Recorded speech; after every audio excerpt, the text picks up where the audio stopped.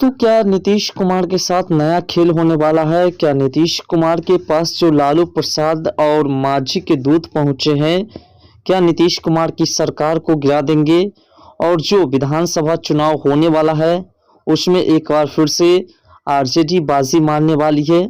इसी मुद्दा पर आज के इस वीडियो में चर्चा करेंगे, क्योंकि जिस प्रकार से लालू प्रसाद ने अपने लगातार किसी न किसी मंत्री को, किसी न किसी ऐसे दूत को भेजा है नीतीश कुमार की पार्टी को तोड़ने के लिए, और साथ साथ किसी भी तरीके से चाहते हैं कि जीतन राम मांझी एक बार फिर से आरजेडी का दामन थाम ले, आरजेडी के साथ गठबंधन कर ले, और अगर ऐसा होता है तो फिर नीतीश कुमार की सरकार गिरनी तय है। बिहार विधानसभा में नीतीश कुमार को बहुमत साबित करना है, मगर आजकल सियासत में खेल गूंज रहा है, जिसे देखिए वही खेल खेलने को बेताब दिख रहा है। सीपीआई-एमएल विधायक दल के नेता और बिहार के विपक्षी महागठबंधन की अहम शख्सियत महबूब आलम ने एनडीए सरकार में शामिल हम सुप्रीमो जीतन राम मांझी से मुलाकात की। माना जा रहा है कि महमूद आलम लालू यादव का दूत बनकर के मांझी से मिलने गए थे। नीतीश सरकार के विश्वास मत हासिल करने से लगभग 48 घंटे पहले हुई और इस बैठक को अहम माना जा रहा है। हालांकि दोनों खेमों के नेताओं ने इस बात पर जोर दिया है कि बैठक में कुछ भी राजनीतिक नहीं था।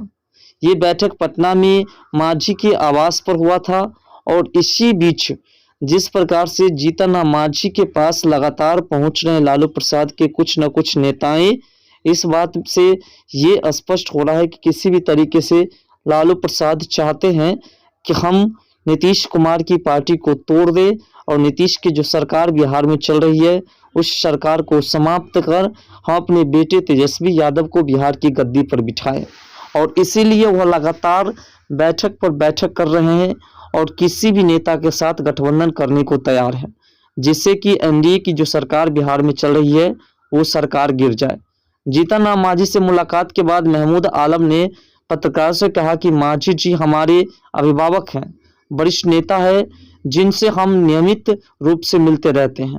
पिछले कुछ समय से उनकी तबीयत ठीक नहीं है, इसलिए मैं आया और यह देख करके खुशी हुई कि अब वह ठीक हैं। जब उनसे पूछा गया कि उन्होंने चाय पी थी, तो वामपंथी नेता ने मजाकिया लहजे में कहा कि हाँ, हमने चाय पी, हमने कॉफ़ी पी, और मांझी जी जोश में हैं और वो अच्छा खेल दिखाने वाले हैं।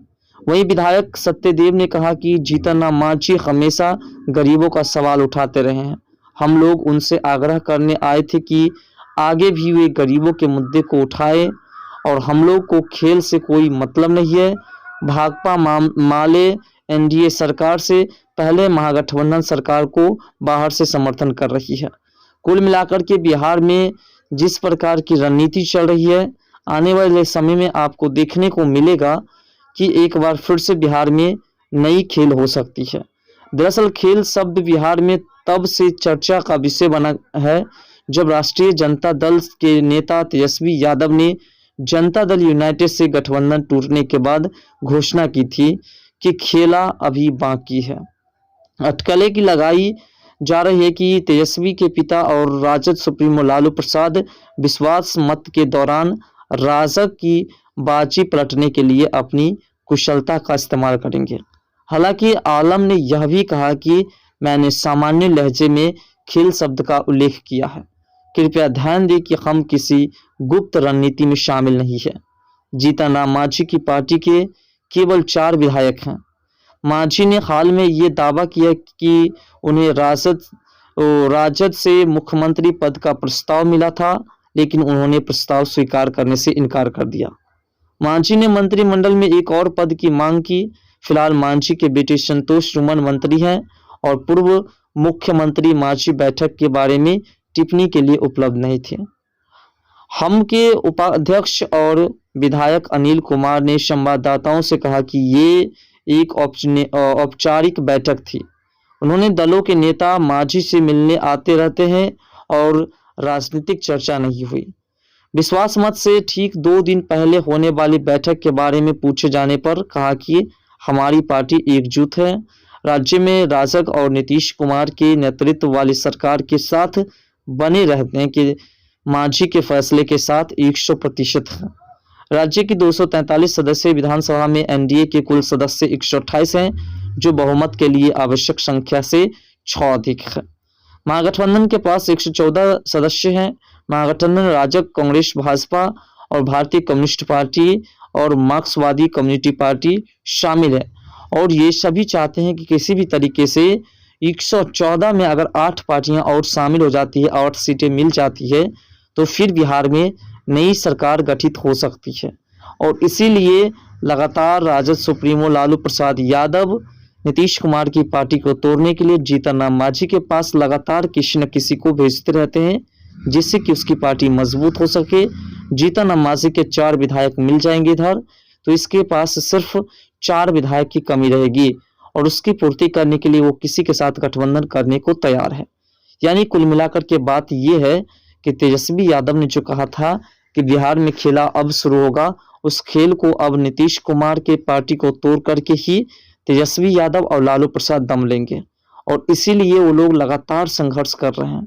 संघर्ष इतना कठिन कर रहे हैं कि वो किसी भी हद तक जाने के लिए तैयार हैं, क्योंकि लालू प्रसाद का मानना है कि हम रहे बिहार के मुख्यमंत्री, हमारी पत्नी रहे मुख्यमंत्री, मेरे बेटे उप मुख्यमंत्री रहे, और हम चाहते हैं कि हमारे बेटे एक बार कम से कम बिहार के मुख्यमंत्री बने।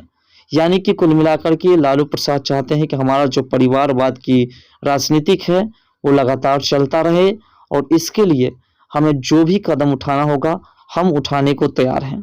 और इसीलिए लालू प्रसाद लगातार अपनी स्वास्थ्य को खराब बता करके जेल नहीं जाने के लिए, किसी भी तरीके से जेल जाने से बचने के लिए इन तमाम कार्यों को कर रहे हैं, और इन कार्यों को करके वो ये सिद्ध करना चाहते हैं कि हम किसी भी तरीके से, किसी भी मोड़ पर हम बिहार के मुख्यमंत्री के पद को हटा करके और उस कुर्सी पर हम अपने बेटे को बिठा दें। और इसीलिए लगातार जीतन राम मांझी से समर्थन ले रहे हैं, क्योंकि जीतन राम मांझी एनडीए में जिस पद को चाहते थे उस पद को नहीं मिला है, और इसीलिए जीतन राम मांझी नाराज है, और उसकी नाराजगी को फ़ायदा उठा करके, उसकी नाराजगी से पूरी तरह से फ़ायदा उठा करके, उसकी नाराजगी को एक रास्ता बना करके लालू प्रसाद अपने बेटे को मुख्यमंत्री पद पर बिठाना चाहते हैं। और इसीलिए लगातार जीतन राम मांझी से मुलाकात पर मुलाकात की जा रही है। अब देखने वाली बात ये होगी कि आने वाले समय में लालू प्रसाद जो इस लक्ष्य को लेकर के चल रहे हैं, जिस रणनीति को खेल रहे हैं, उस रणनीति से बिहार की गद्दी को छीन करके नीतीश कुमार से अपने बेटे को दे पाते हैं या नहीं, या फिर जो उसका सपना है वह सपना टूट जाएगा और खेल की बातें खेल में ही रह जाएगी। आगे देखने वाली बात होगी। फिलहाल आपको क्या लगता है, ये परिवारवाद बिहार में चलना चाहिए या नहीं चलना चाहिए? इस परिवारवाद को समाप्त कर देना चाहिए या नहीं? अपना राय कमेंट सेक्शन में जरूर दीजिएगा। तो दोस्तों मिलते हैं नेक्स्ट वीडियो के साथ, तब तक के लिए।